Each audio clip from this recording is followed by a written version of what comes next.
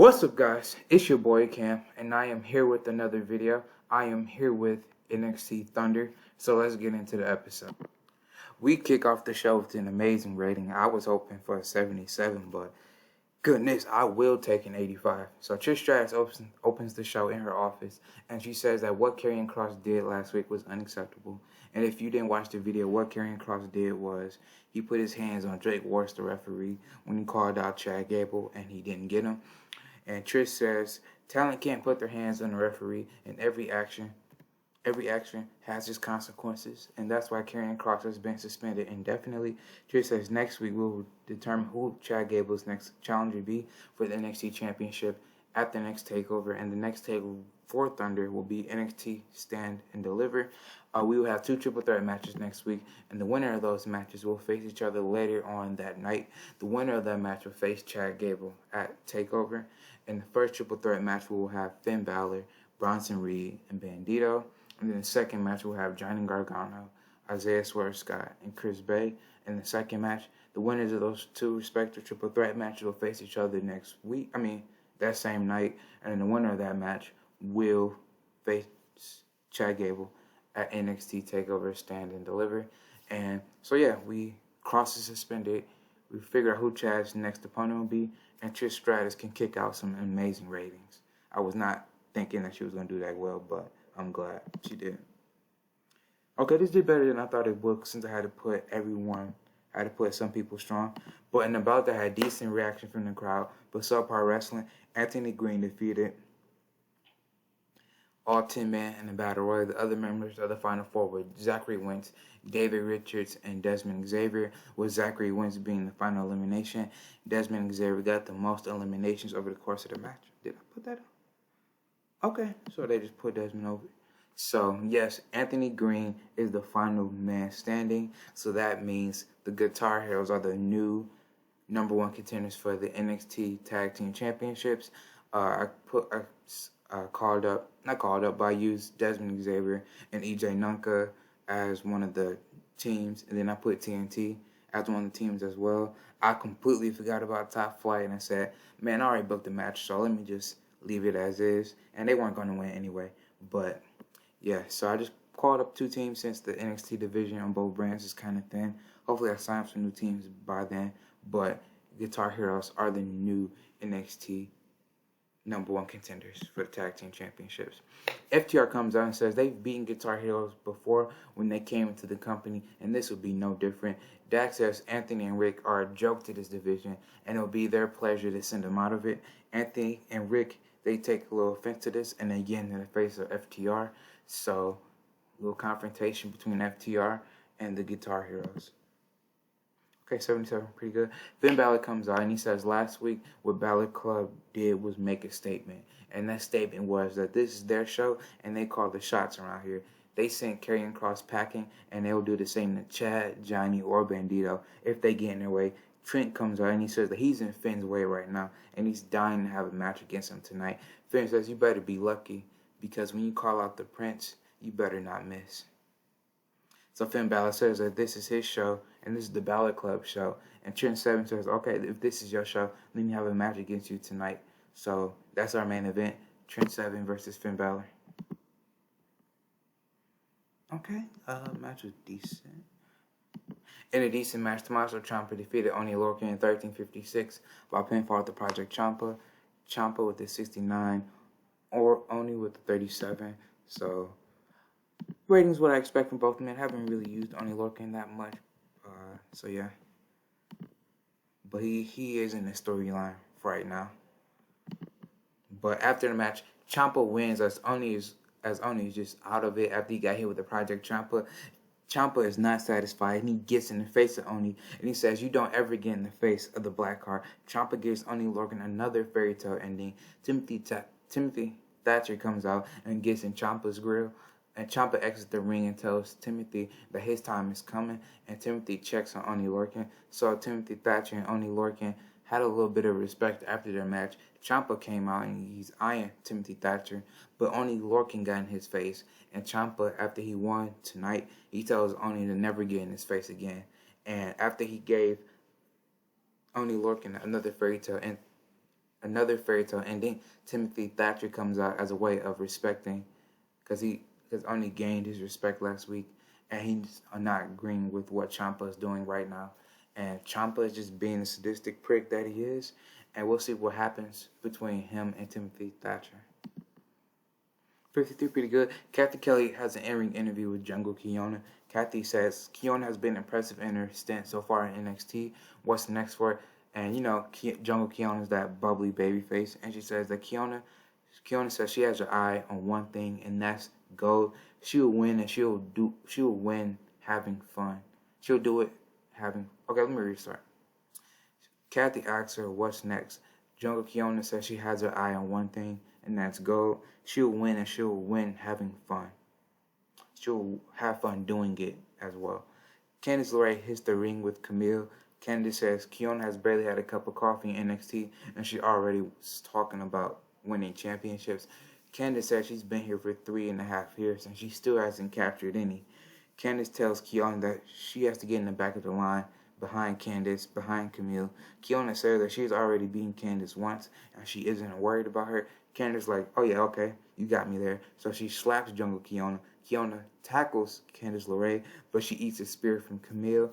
Candice and Camille stand strong. And about that, had decent reactions from the crowd, but subpar wrestling. Raquel Gonzalez and Dakota Kai defeated Camilla Perez and Aria Blake when Raquel Gonzalez pinned Camilla Perez with a tequila shot. Dakota carried the match. Dakota 56, Raquel 37, Aria 38, and Camilla 40. So these two women are in developmental, because they do have a developmental brand called FSW. These two women are in developmental along with TNT and Desmond and EJ. But I just called them up, so I just have some women to lose to Raquel and Dakota. And I had Raquel win the match because I'm trying to push her as well as Dakota. So we'll see what comes of that. 76. Dakota says she knows Charlotte's licking her wounds from last week, and she says, best believe when you come back, you're going to get kicked in the face again. And Raquel grabs the mic and she says, Señorita, your time is over. And we call the shots in this division because the Queen just lost her empire. So not only did they beat Charlotte Flair, they beat her down last week. They saying that they call the shots in this division because Charlotte is no longer the Queen because they're here. 50, okay, pretty good. They had pretty good chemistry. So in a decent match, Brian Cage defeated Mike Kanellis in 12:09 by pinfall with the flying elbow drop. Brian Cage 62, Mike Kanellis 41. Okay, decent matches to give Brian Cage some momentum. Okay, I'm liking this segment right here. So Brian Cage is in the ring with Ricky Starks, and they celebrate their win, and the cameraman is in the ring filming them from behind. Cage and Ricky have no idea. As the cameraman removes his gear, it's revealed to be Dexter Lumis. Lumis grabs Ricky Starks and gives him a right hand, sending him out the ring. Brian Cage and Dexter Lumis brawl. Brian is about to give Lumis a drill call, but Lumis slips out and kicks the knee of Brian Cage. He gets Cage and is about to put him in a silencer, but Ricky grabs Cage's foot and they hightail it up the rampway. So Dexter Lumis hasn't been seen since TakeOver, and now he was about to give revenge on Ricky and Brian Cage. Okay, pretty good segment. I thought this has been better than I thought. Kathy Kelly's in the crowd. Just imagine, when I'm thinking about this segment, just imagine, I don't know if any of y'all will watch boxing, but just imagine how a superstar is being interviewed by the local interviewer, and they're not in the match, but they're in the crowd. Just imagine that right now, just to have a sports feel to it. So Kathy Kelly's in the crowd for an interview, and she says a lot's been going on tonight, but probably one of the biggest things coming out of TakeOver, Thunder Rosa. Thunder Rosa's in the crowd, and she tells Charlie thanks. Rosa says she's happy that she finally won a match that many didn't think she would win. Rosa says that this is her year, and it's ending with gold. So a lot of people want the NXT Women's Championship right now. Surprisingly, Allison Kay walks up to Thunder Rosa and tells Kathy to go away. So she basically shoos Kathy away. Allison Kay looks pretty pissed off. She immediately gets in the face of Thunder Rosa, and Thunder Rosa's not liking this. So as both women have heated confrontation, this starts into pushing and shoving, and security separates both women from each other. Since they're in a crowd and you can't really be fighting in a crowd, they separate both women from each other. So why is Allison Kay getting in the face of Thunder Rosa? I don't know. We'll have to see next week. Matt Sydal defeated Shane Thorne in 10-21 by pinfall. The Heritage Driver. Matt Sydal, one of the best workers in the company. 67. Shane Thorne, who I put back in developmental. 38.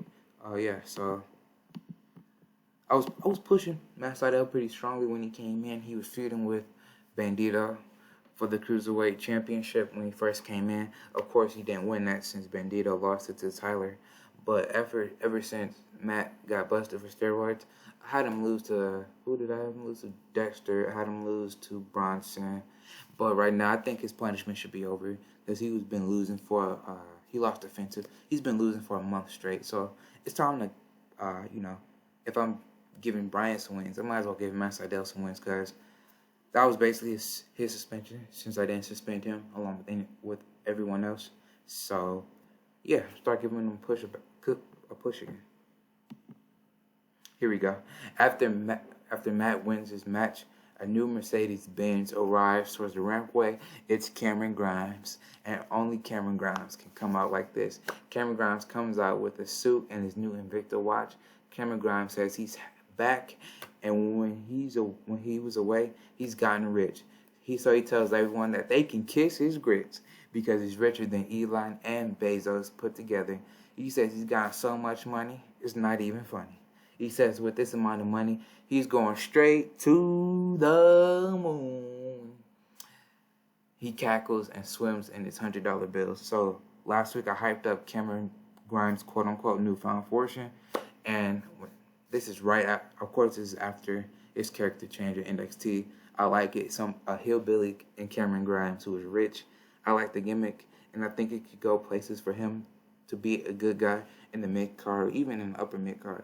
Maybe main event some years down the line. We'll see. But Cameron Grimes finally has something to do in my universe. He feuded with Bronson and Dexter, but that really didn't do anything for his character. And I think this is going to do amazing things for his character. So we'll see what Cameron Grimes does. Maybe he'll go to the moon. We come back from commercial break. Toni Storm is in the ring, and she says that she failed to beat Bianca at TakeOver, and she owns up to that. Toni says she's been on a huge wave of momentum, and that loss won't stop her. She's still going to be coming for the NXT Women's, and then Kaylee Ray comes out. Here we go. Kaylee Ray says she knows what Toni's going to say. She's coming for the gold. Blah blah blah.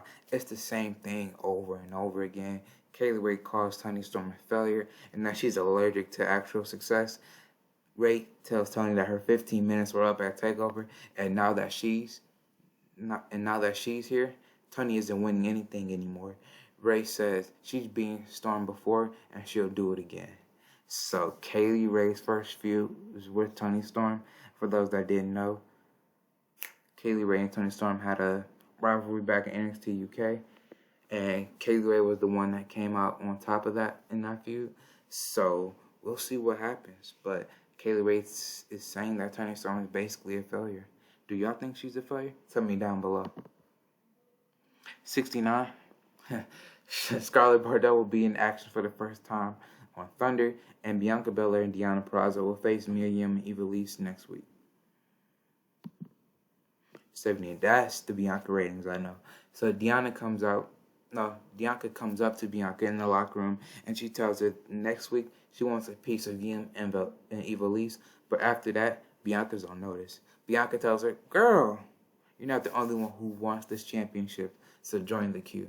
Deonna says, "I will and best believe the EST will face the Virtuosos sometime soon." So Deonna and Bianca are facing Mia Yim and Ivelisse next week in a tag team match. But Deonna says, after I'm done taking care of them, I have my eyes on the NXT Women's Championship. And Bianca Belair says, you want the championship. Shotzi wants the championship. We don't know what Scarlett's even up to. And she says, all these challengers, I've beaten everyone in my way before, and I'm going to do it again. And she tells Deonna Purrazzo, join the long list of challengers that I'm going to beat eventually. So, as they have this little confrontation, Deonna leaves the locker room. She's going to leave as well until she sees a car, and the car shows EST, Bianca's EST initials in the hourglass. Bianca looks at this and throws it away, And if you're not familiar, cards are synonymous with Scarlett Bordeaux.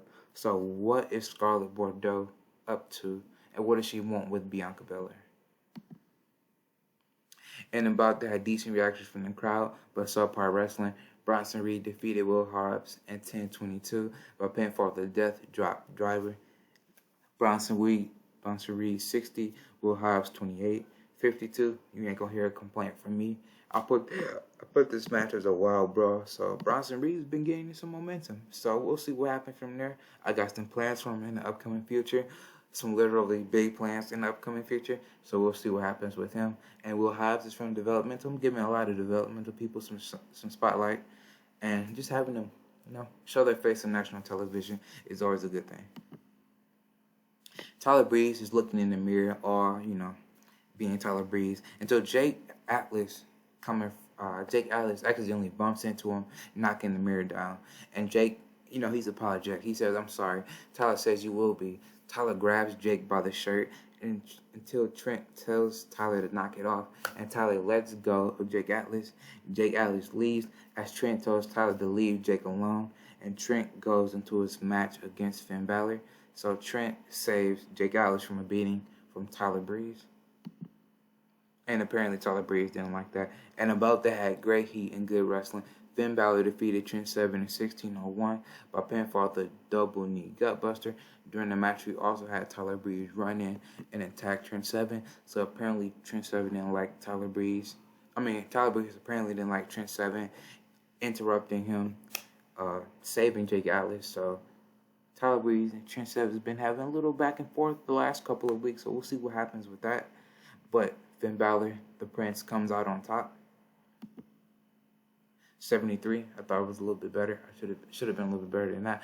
But after Finn Balor won, Bandito steps out and confronts him. Reed comes out. Reed stares down both men. Swerve arrives from the crowd. Johnny stands on the entranceway. Chris Bay soon follows Johnny on the entranceway as all 6 men stare down. So these are all 6 competitors who will face off in their respective triple threat matches next week. So, and they all have a little stare down to promote next week. And we will see who will face Chad Gable at NXT Stand and Deliver. So tell me what you thought down below. I thought that was a good show. I advanced a couple storylines. I gave developmental people some spotlight. And so it's been some really good ratings. We'll see. Let's say 79. 73.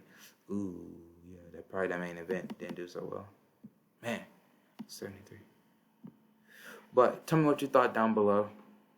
And I'll see you when I see you. Peace.